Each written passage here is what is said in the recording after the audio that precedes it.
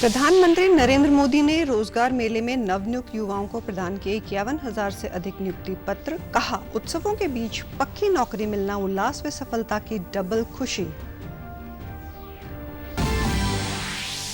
मुख्यमंत्री ने फरीदाबाद में पवित्र जोड़ा साहिब की चरण सुहावे गुरु चरण यात्रा का किया भव्य स्वागत। कहा, यात्रा कर रही दिल्ली और पटना साहिब के बीच एक सांस्कृतिक व आध्यात्मिक सेतु का निर्माण। केंद्रीय मंत्री मनोहर लाल ने कहा, देश भर में बिजली के 10 करोड़ स्मार्ट मीटर लगाने का है लक्ष्य।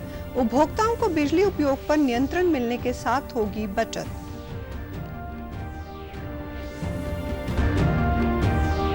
और कुरुक्षेत्र विश्वविद्यालय में 28 से 31 अक्टूबर तक होगा रत्नावली हरियाणा दिवस महोत्सव का आयोजन। 34 विधाओं का होगा मंचन। 3 से 4 हजार छात्र छात्राएं होंगे शामिल।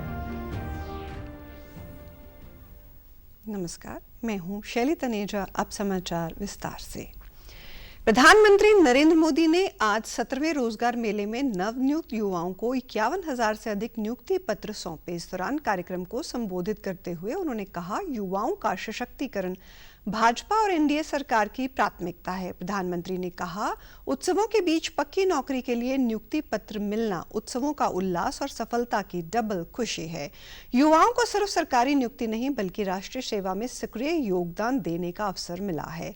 पीएम मोदी ने कहा, पिछले 11 सालों से देश विकसित भारत के निर्माण का संकल्प लेकर आगे बढ़ रहा है और इसमें सबसे बड़ी भूमिका हमारे युवाओं की है। उन्होंने कहा, हम अपने युवाओं की शक्ति को देश की सबसे बड़ी संपत्ति मानते हैं। हमारी विदेश नीति भी भारत के युवाओं के हितों को ध्यान में रखकर बनाई जा रही है। हमारे राजनयिक संबंध और वैश्विक समझौते युवाओं के प्रशिक्षण और रोजगार सृजन पर अधिकाधिक केंद्रित हो रहे हैं। पीएम मोदी ने कहा, अकेले रोजगार मेले के जरिए 11 लाख से ज्यादा नियुक्ति पत्र दिए जा चुके हैं और ये प्रयास सिर्फ सरकारी नौकरियों तक ही सीमित नहीं है। देश में पीएम विकसित भारत रोजगार योजना भी शुरू की गई है। इसके तहत 3.5 करोड़ युवाओं को नौकरी देने का लक्ष्य रखा गया है। पिछले 11 वर्षों से देश विकसित भारत के निर्माण का संकल्प लेकर आगे बढ़ रहा। इसमें सबसे बड़ी भूमिका हमारे युवाओं की है। रोजगार मेले युवाओं के सपनों को पूरा करने का माध्यम बन गए हैं। अकेले इन रोजगार मेलों के जरिए बीते कुछ समय में ही 11 लाख से ज्यादा नियुक्ति पत्र दिए जा चुके हैं और ये प्रयास केवल सरकारी नौकरियों तक ही सीमित नहीं है। हमने देश में पीएम विकसित भारत रोजगार योजना भी शुरू की है। इसके तहत 3.5 करोड़ युवाओं को नौकरी देने का लक्ष्य रखा गया है। अंबाला छावनी के एसटी कॉलेज सभागार में आज रोजगार मेले का आयोजन किया गया, जिसमें मुख्य पोस्टमास्टर जनरल हरियाणा सचिन किशोर मुख्य अतिथि के रूप में शामिल हुए। इस दौरान 225 नवनियुक्त युवाओं को नियुक्ति पत्र प्रदान किए गए। देशव्यापी मेले का शुभारंभ वर्चुअल कॉन्फ्रेंस के माध्यम से प्रधानमंत्री नरेंद्र मोदी द्वारा किया गया, जिसमें अंबाला के युवा भी जुड़े और प्रधानमंत्री के संबोधन को सुना। मुख्य पोस्टमास्टर जनरल सचिन किशोर ने कहा, डाक विभाग ने इस मेले का आयोजन किया। आज जिन उम्मीदवारों को नियुक्ति पत्र प्राप्त हुए हैं, उन्होंने इस मुकाम तक पहुंचने के लिए कड़ी मेहनत की है। उन्हें इस उपलब्धि और भविष्य के लिए शुभकामनाएं। उन्होंने विश्वास जताया कि नवनियुक्त युवा अपनी मेहनत और ईमानदारी से देश की समृद्धि और विकास में महत्वपूर्ण भूमिका निभाएंगे। डाक विभाग के द्वारा यह नोडल मिनिस्ट्री के माध्यम से आज रोजगार मेला यहाँ आयोजित किया गया है, जिसमें अलग अलग विभागों के 225 अभ्यर्थियों को आज रोजगार के रूप में उनको अपॉइंटमेंट लेटर दिए गए। बहुत ही अच्छा लगा और खासकर जब युवाओं को उनकी खुशियां देखते हैं इन नियुक्ति पत्रों के माध्यम से, तो बहुत ही अच्छा लगता है, क्योंकि हमारे देश का भविष्य आज का युवा ही तो है। बस मैं तो यही कहना चाहूंगा कि हम सभी लोग एक विकसित भारत की ओर अग्रसर हो रहे हैं आत्मनिर्भर भारत की ओर अग्रसर हो रहे हैं, जो हमारे माननीय प्रधानमंत्री जी का एक संकल्प है, जिस पर हम आगे बढ़ रहे हैं। आज नियुक्ति पत्र पाकर युवा काफी उत्साहित नजर आए। युवाओं ने प्रधानमंत्री नरेंद्र मोदी का आभार प्रकट करते हुए कहा कि यह भारत सरकार का एक बेहतरीन कदम है। आज जो ये अवसर उन्हें मिला है, इसका श्रेय प्रधानमंत्री नरेंद्र मोदी को जाता है। इससे युवाओं का विश्वास और अधिक बढ़ा है। युवाओं ने बताया कि सरकारी नौकरी पाना गौरव की बात है। सरकार ने जिस तरह से पारदर्शिता का परिचय दिया है, वे सराहनीय है। उन्होंने कहा कि नियुक्ति पत्र मिलने से वे और उनका परिवार बेहद खुश हैं। मुझे रेलवे में एज ए क्लर्क के पद पर नियुक्त किया गया है और मुझे आज की ये नियुक्ति पत्र लेने के लिए, अपॉइंटमेंट के लिए यहाँ रोजगार मेले में बुलाया गया और मुझे बहुत अच्छा फील हो रहा है जब मुझे स्टेज में ये अपॉइंटमेंट लेटर मिला। मैं खास तौर से मोदी जी का धन्यवाद करती हूँ कि उन्होंने जो ये मेला आयोजन किया, अलग अलग शहरों में, अलग अलग जगहों में ये मेला नियुक्त किया गया। हमारा मोदी जी के साथ लाइव जूम पे मतलब ये प्रोग्राम चल रहा था। मैं पोस्टल डिपार्टमेंट में एज ए पीए के थ्रू अपॉइंट हुआ हूँ और आज रोजगार मेला में हमें अपॉइंटमेंट मिला है। हमें काफी अच्छा महसूस हो रहा है, काफी खुशी मिल रही है क्योंकि ये हमारी फर्स्ट जॉब है। मेरा सिलेक्शन सीआरपीएफ सब इंस्पेक्टर के रूप में हुआ है और आज यहाँ पर मैं रोजगार मेले में नियुक्ति पत्र लेने के लिए आई हूँ। यहाँ पर आके मुझे बहुत अच्छा लग रहा है। हमारे माननीय प्रधानमंत्री जी के नेतृत्व में जो 51,000 से अधिक युवाओं को रोजगार मेले में नियुक्ति पत्र बांटे गए हैं, यहाँ पर मुझे आके ऐसा महसूस हो रहा है आज से कि जैसे सीआरपीएफ में सब इंस्पेक्टर के रूप में जो सेवाएं देने का मौका मिला है और उसकी शुरुआत माननीय प्रधानमंत्री जी के कर कमलों द्वारा हुई है। दशम पातशाह गुरु गोबिंद सिंह जी महाराज और माता साहिब कौर जी के पवित्र जोड़ा साहिब की चरण सुहावे गुरुचरण यात्रा का फरीदाबाद में आज भव्य स्वागत किया गया। श्रद्धा, भक्ति और एकता का ये अनुपम संगम शहर के प्रत्येक कोने में दिखाई दिया। इस अवसर पर मुख्यमंत्री नायब सिंह सैनी ने यात्रा के स्वागत कार्यक्रम में बतौर मुख्य अतिथि शिरकत की। मुख्यमंत्री ने फरीदाबाद के NIT 5 स्थित गुरु दरबार साहिब में यात्रा का स्वागत किया। इस अवसर पर केंद्रीय मंत्री हरदीप सिंह पुरी भी मौजूद रहे। मुख्यमंत्री ने यात्रा की रवानगी से पहले गुरुद्वारे में माथा टेका और अरदास सुनी। इसके उपरांत उन्होंने पवित्र जोड़ा साहिब के भी दर्शन किए। मुख्यमंत्री ने कहा कि दिल्ली से आरंभ होकर बिहार के तख्त श्री हरमंदिर जी पटना साहिब तक जाने वाली इस महान यात्रा का पहला विश्राम स्थल फरीदाबाद रहा। दिल्ली का प्रवेश द्वार कहे जाने वाला ये शहर आज गुरु चरणों की धूल से पावन हो उठा है। जो धर्म की रक्षा के लिए बिना रुके, बिना थके ये चलते रहे हैं, ये हम सब के लिए एक प्रेरणा है। ये वो चरण थे जिन्होंने जुल्म के विरुद्ध खड़े होने का साहस हम सबको दिया है। जब हम इन चरण कमलों के दर्शन करते हैं तो हमें उनकी वीरता, उनकी करुणा, उनकी अद्भुत नेतृत्व क्षमता से हमें प्रेरणा मिलती है। मुख्यमंत्री ने कहा कि ये यात्रा दिल्ली और पटना साहिब के बीच एक सांस्कृतिक और आध्यात्मिक सेतु का निर्माण कर रही है। गुरु गोबिंद सिंह जी सिर्फ सिखों के ही नहीं बल्कि पूरे राष्ट्र के मार्गदर्शक हैं। हरियाणा सरकार गुरुओं के दिखाए मार्ग पर चलने और उनके बलिदान को चिरस्थायी बनाने के लिए पूरी तरह से प्रतिबद्ध है। मुख्यमंत्री ने कहा कि प्रदेश सरकार श्री गुरु तेग बहादुर जी के 350वें शहीदी दिवस को राज्य भर में श्रद्धा और सम्मान के साथ मनाएगी। 1 नवंबर से लेकर 24 नवंबर तक हरियाणा प्रदेश के चारों कोनों से 4 यात्राएं निकालेगी, जिनका समापन 25 नवंबर को कुरुक्षेत्र की पवित्र भूमि पर होगा। गुरुओं के मुखारबिंद से जो ये पवित्र वाणी निकली है, ये हमें ये मार्गदर्शन हम सब का करती रहती है। यह प्रतिज्ञा केवल युद्ध की नहीं बल्कि आत्मसम्मान, साहस और न्याय की थी, जो हमें पवित्र वाणी से मिली है। 1 नवंबर से लेकर के 24 नवंबर तक हरियाणा प्रदेश के अंदर गुरु तेग बहादुर जी के 350 साल को हम 1 महीने तक 4 यात्राएं हरियाणा प्रदेश के अलग अलग कोने से चलेंगी और वो 25 तारीख को कुरुक्षेत्र की उस पवित्र भूमि, जहां पर समय समय पर गुरुओं के चरण कमल पड़े हैं, उस स्थान पर एकत्र होंगी। सिखों के दशम गुरु गोबिंद सिंह जी महाराज और माता साहिब कौर के दिल्ली से पटना साहिब तक जाने वाली चरण सुहावे गुरु चरण यात्रा पवित्र जोड़ा साहिब का पलवल पहुंचने पर भव्य स्वागत किया गया। गुरुद्वारा कमेटी शहर पलवल के उप प्रधान हरिंदर सिंह ने बताया कि पवित्र जोड़ा साहिब यात्रा को दिल्ली स्थित गुरुद्वारा मोती बाग साहिब से रवाना किया गया है, जो 1 नवंबर को तख्त श्री हरमंदर जी पटना साहिब पर जाकर समाप्त होगी। उन्होंने बताया कि सिखों के दशम गुरु गोबिंद सिंह और उनकी पत्नी माता साहिब कौर जी के पवित्र जूते जोड़े साहिब को गुरु गोबिंद सिंह के जन्म स्थान तख्त श्री हरमंदर जी पटना साहिब पर लेकर जाया जाएगा, जहां इन्हें स्थायी रूप से रखा जाएगा, जहां श्रद्धालु दर्शन कर अपनी श्रद्धांजलि अर्पित कर सकेंगे। उन्होंने बताया कि यात्रा यूपी से होते हुए 31 अक्टूबर को पटना पहुंचेगी और 1 नवंबर को इसका विधिवत रूप से समापन होगा।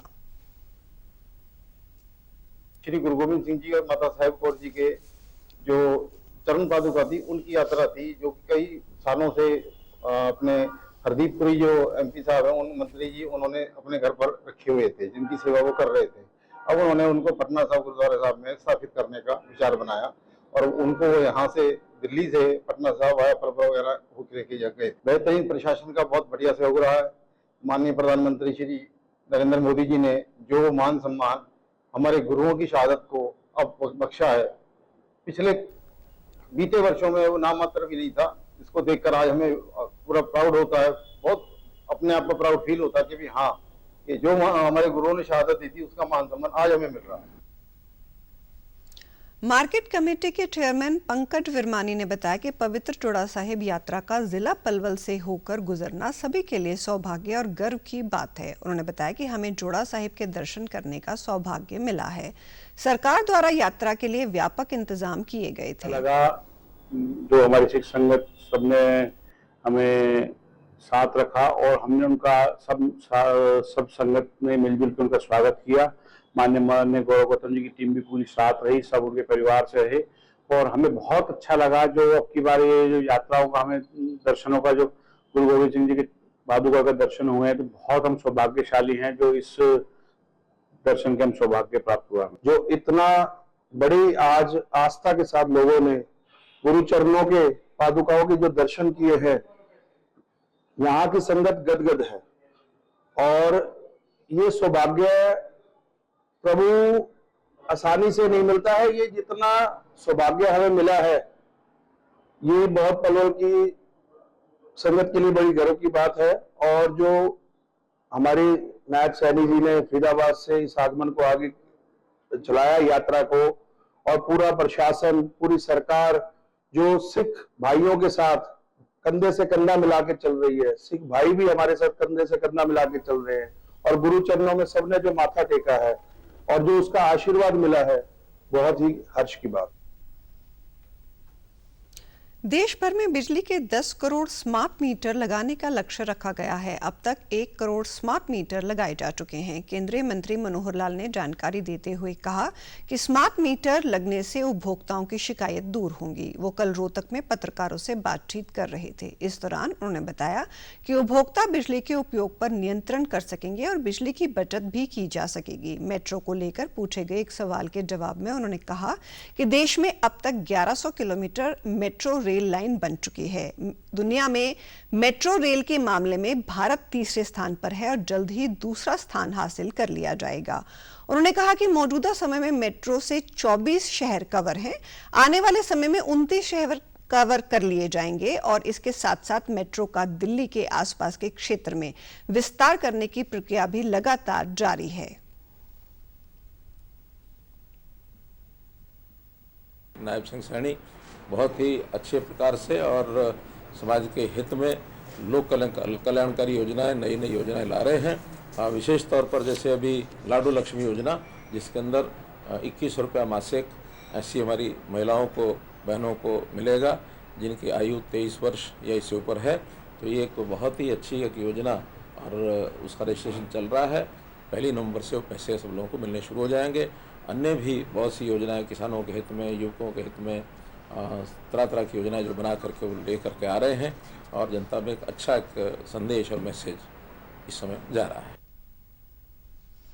उन्होंने मुख्यमंत्री नायब सिंह सैनी की तारीफ करते हुए कहा कि वो लगातार जनहित में कार्य कर रहे हैं। हाल ही में लागू की गई लाडो लक्ष्मी योजना से महिलाओं को आर्थिक सहायता मिलेगी। आने वाले समय में इस योजना का और विस्तार किया जा सकता है। उन्होंने कहा कि प्रदेश में जिस प्रकार से जन कल्याण के कार्य किए जा रहे हैं, उससे जनता में एक अच्छा संदेश जा रहा है। जिन जिन राज्यों में भाजपा की सरकार है, वहां पर बेहतर कार्य प्रणाली को लागू किया जाता है।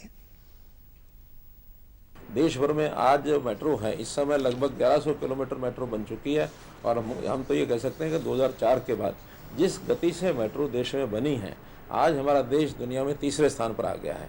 यानी हमारे से आगे केवल चाइना है या यूएसए है। और बहुत जल्दी मैं तो ये भी देख रहा हूँ कि जिस प्रकार से हम तेज़ गति से चल रहे हैं, हम यूएसए से भी आगे निकलेंगे। हम दुनिया में दूसरे नंबर मेट्रो में आएंगे। इस समय 24 शहर ऐसे हैं जहाँ मेट्रो चल रही है। 5 शहर ऐसे हैं जहाँ अभी मेट्रो नहीं शुरू हुई, उसमें नए सिरे से जो प्रकल्प हैं उनकी डीपीआर बन गई है, फिजिबिलिटी हो गई है, वो शुरू हो गया। 29 शहर इसमें कवर होने वाले हैं। अब उसमें एक्सटेंशन का जो विषय आता है तो दिल्ली डीएमआरसी मेट्रो है। ये कोई हरियाणा की अलग से मेट्रो नहीं, डीएमआरसी का ही हिस्सा है। और उसी में जो दिल्ली के बाहर जो प्रदेश हैं उसकी जो ऑफशूट्स हैं डीएमआरसी के द्वारा बनाई जाती हैं। कैबिनेट मंत्री रणबीर गंगवा ने कहा कि राज्य में पानी की बर्बादी रोकने के लिए विभाग में एक्ट पर काम हो रहा है। वो आज पंचकुला में आयोजित पत्रकार वार्ता को संबोधित कर रहे थे। इस दौरान उन्होंने बताया कि एक्ट की ड्राफ्टिंग जारी है और आने वाले विधानसभा सत्र में इसे सदन में लाया जाएगा। उन्होंने बताया कि एक्ट बनाया है कि गांव में जो सुविधाएं दी जा रही हैं, उसके जो चार्जेस हैं लोगों को ही देने चाहिए। इसके साथ ही उन्होंने विभाग के अंडर आने वाले जल भराव के स्थानों को चिन्हित करने के भी निर्देश जारी किए। एसटीपी से जुड़े एक सवाल पर उन्होंने बताया कि 10,000 से ज्यादा आबादी वाले गांव को इससे जोड़ा जा रहा है और चिन्हित 124 गांवों में से 17 गांवों में काम पूरा हो चुका है और 30 गांवों में जारी है। इसीलिए हमने एक्ट बनाया है ताकि जो सुविधाएं हम दे रहे हैं उसके कोई चार्जेस है वो भी लोगों को देने चाहिए। आने वाले 2 साल के अंदर हम सारे के सारे गांव जो है उनको महाग्राम योजना के अंदर लेकर के वो सारी सुविधाएं अब गांव के अंदर भी देने का काम करेंगे जो शहर के अंदर है। सीवरेज की, पानी की सारी सुविधाएं जो है इस पर भी हमारा डिपार्टमेंट लगातार कार्य कर रहा है। टोटल जैसे मैंने बताया कि 148 गांव हमने पूरे प्रदेश के अंदर इसके लिए चिन्हित किए हुए हैं। जहां भी कोई जो आउटर कॉलोनियां बनती है और उसको जब सरकार अप्रूव कर देती है तो उसके अंदर उस आबादी के हिसाब से ही, बल्कि मैंने अधिकारियों को स्पेशली तौर पे इस बात के लिए कहा है जोर दे करके कि हमें आगे का विजन लेकर के उसकी कोई भी प्लानिंग वो बढ़ाए ताकि कम से कम 30 साल तक तो कोई किसी बात का चिंता नहीं होनी चाहिए। स्वास्थ्य मंत्री आरती सिंह राव ने कहा कि सरकार प्रदेश की मंडियों में लगातार ढांचागत सुविधा बढ़ा रही है ताकि किसानों और व्यापारियों को और अधिक सहूलियत मिले। उन्होंने आज अनाज मंडी अटेली में विशेष मरम्मत और विभिन्न विकास कार्यों का शुभारंभ किया। इसके बाद पत्रकारों से बातचीत करते हुए उन्होंने बताया कि हरियाणा राज्य कृषि विपणन बोर्ड इस पर लगभग 3 करोड़ 48 लाख रुपए खर्च करेगा। स्वास्थ्य मंत्री ने कहा कि महेंद्रगढ़ जिले में लगभग 216 करोड़ रुपए से अधिक की लागत से स्वास्थ्य भवन का निर्माण किया जा रहा है। इनका कार्य विभिन्न चरणों में है। जिले के ग्रामीण क्षेत्रों में स्वास्थ्य सेवाओं की पहुंच बेहतर बनाने के लिए कई नए भवनों का निर्माण किया जा रहा है। इसके अलावा उन्होंने बताया कि 31 करोड़ रुपए की लागत से 4 खंड स्वास्थ्य सार्वजनिक इकाइयों और 52 उप स्वास्थ्य केंद्रों की नई इमारतें भी बनाई जाएंगी। स्वास्थ्य मंत्री ने कहा कि इन सभी परियोजनाओं के पूरा होने से महेंद्रगढ़ जिले का स्वास्थ्य ढांचा और अधिक मजबूत होगा और प्रदेशवासियों को बेहतर और सुलभ स्वास्थ्य सेवाएं मिलेंगी। 3.5 करोड़ हमें मिले हैं अटेली मंडी की चारदीवारी के लिए, गेट बनाने के लिए, सड़कों के लिए और जो हमारे बारिश के दौरान ज्यादा पानी भर जाता है उसकी ड्रेनेज के लिए भी। तो ये बहुत बड़े काम हैं और जल्द ही शुरू हो जाएंगे और अटेली मंडी को ये बड़ी सौगात हमारे हरियाणा में भारतीय जनता पार्टी की।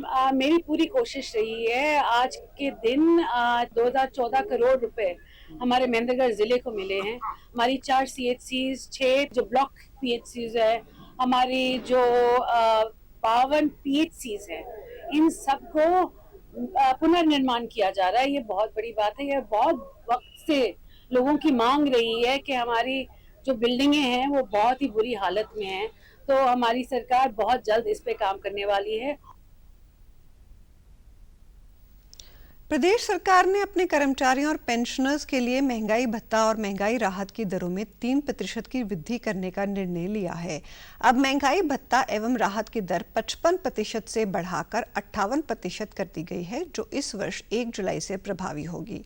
मुख्य सचिव की ओर से इसे लेकर पत्र जारी किया गया है। डीए की बढ़ी हुई दरों का भुगतान अक्टूबर के वेतन और पेंशन के साथ किया जाएगा, जबकि जुलाई से सितंबर तक का एरियर नवंबर माह में दिया जाएगा।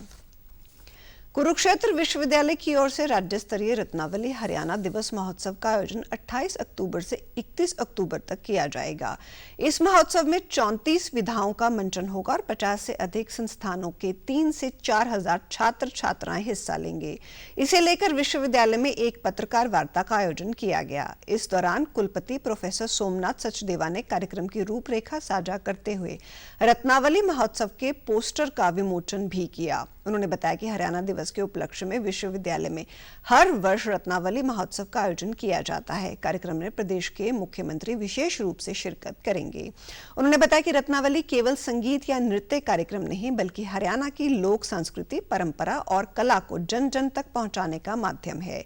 इस मंच के माध्यम से कई विलुप्त होती लोक विधाओं को फिर से जीवित किया जा रहा है। रत्नावली 28, 29, 30, 31 इस तरह से 4 दिवसीय कार्यक्रम रहेगा इसी अक्टूबर के मास में।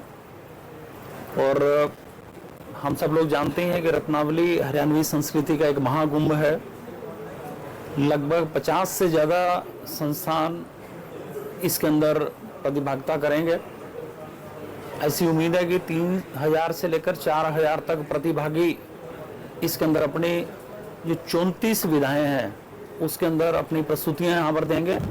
और सांग और लूर और रसिया नृत्य के साथ साथ जितनी भी हमारी विधाएं जो 5 बड़े क्षेत्र हैं उनके द्वारा यहाँ पर मंचन किया जाएगा। सिरसा जिले में पराली के अवशेष जलाने की घटनाओं में बहुत कमी देखने को मिली है। जिले की कुछ जगहों को छोड़कर इस बार किसान पराली अवशेष न जलाकर गांठें बनवा रहे हैं और सरकारी योजनाओं का लाभ ले रहे हैं। कृषि उप निदेशक डॉक्टर सुखदेव कंबोज ने जानकारी देते हुए बताया कि जिले में किसानों को जागरूक करने के लिए विभाग की ओर से अलग अलग जगह पर अभियान चलाए जा रहे हैं।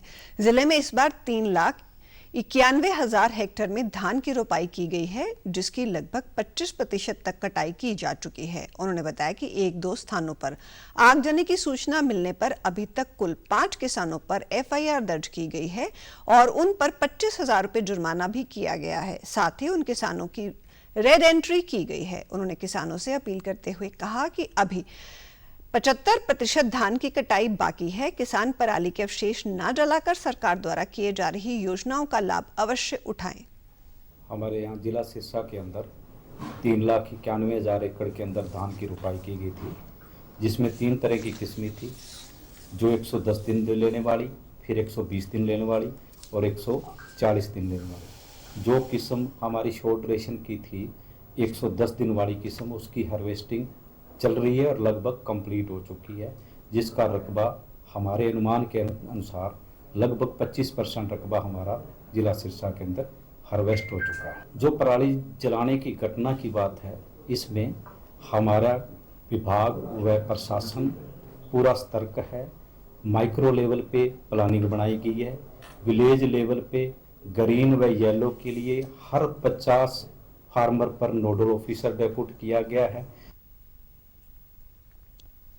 केंद्र सरकार की ओर से कई वस्तुओं की खरीद पर GST कम करने से इस बार त्योहारों पर चारों तरफ जबरदस्त रौनक देखने को मिली। ये फैसला व्यापारी एवं ग्राहक दोनों के लिए वरदान साबित होता दिखा। दिवाली के बाद आज जींद में दुकानदारों एवं ग्राहकों ने बातचीत में उन्होंने बताया कि GST पर मिली छूट उनके लिए एक प्रकार से दिवाली का तोहफा साबित हुई। उत्पाद की अधिक बिक्री होने से व्यापारियों के चेहरे पर मुस्कान बनी हुई है, तो वहीं ग्राहक भी सस्ते दामों पर सामान मिलने से खुश हैं। कुछ ग्राहकों ने कहा कि GST कटौती ने उनके गाड़ी के सपने को पूरा किया है ऑटोमोबाइल व्यापारियों ने बताया कि जीएसटी की छूट उद्योग के लिए एक तरह से संजीवनी साबित हुई है और इससे उन्हें बहुत ही लाभ मिला है। गाड़ियां सस्ती होने के कारण हर वर्ग को लगता है कि वे भी अब अपनी जरूरत का वाहन ले पाएगा। जीएसटी पर मिली छूट ने सबको लाभान्वित किया है। जो लोग पुरानी गाड़ी प्लान कर रहे थे, अभी नई गाड़ी की तरफ भी जा सकते हैं, क्योंकि मान के चलो नॉर्मली गाड़ियों पे 80,000 से लेके 1 लाख तक का अंतर पड़ा है। तो जीएसटी का बहुत ही ज्यादा फायदा हुआ है। जो आम नागरिक है, जो आम पर्सन है, वो आसानी से अफोर्ड कर सकता है गाड़ी। और जीएसटी के कारण से बहुत सेल में फर्क पड़ा है। जैसे कि बड़े टीवी हैं, 55 इंच है, 45 इंच है, 43 इंच है, सब में 28% से 18% जीएसटी हो गया। उसमें लगभग आप ये लगा लो 4-5 हजार रुपए का फर्क पड़ गया। सरकार ने जीएसटी में बहुत ही बड़ा फायदा किया है हमारे ग्राहकों का, जिससे कि अच्छी खासी सेल हुई। दिवाली पे भी हमारा बहुत अच्छा सीजन गया है। और जीएसटी के लिए ग्राहकों के लिए सबसे बात अच्छी ये है कि पहले से जो कम किया गया है उसके ग्राहकों को फायदा हुआ है। मैं एलडी लेने आया था और पहले से जीएसटी कम हो जोड़े, इलेक्ट्रॉनिक्स सभी कम हुए हैं। मैं लेना तो मेरे को बहुत फायदा है। पहले रेट ज्यादा थे, बहुत कम हुए हैं। गाड़ी लेने का मेरे को बहुत कुछ बेनिफिट हुआ है। जीएसटी घटने के बाद ये गाड़ी मेरे को 11 लाख रुपए की पड़ी है। इससे पहले मेरे को ये 1275 की पड़ रही थी, सेम मॉडल और सेम फीचर के साथ। सरकार ने बिल्कुल अच्छा किया है। जीएसटी को लेकर ना पूरी मार्केट में जो अफवाहें थी, एक तो उन अफवाहों पे रोक लग चुका है कि क्या गाड़ी महंगी होगी या सस्ती होगी।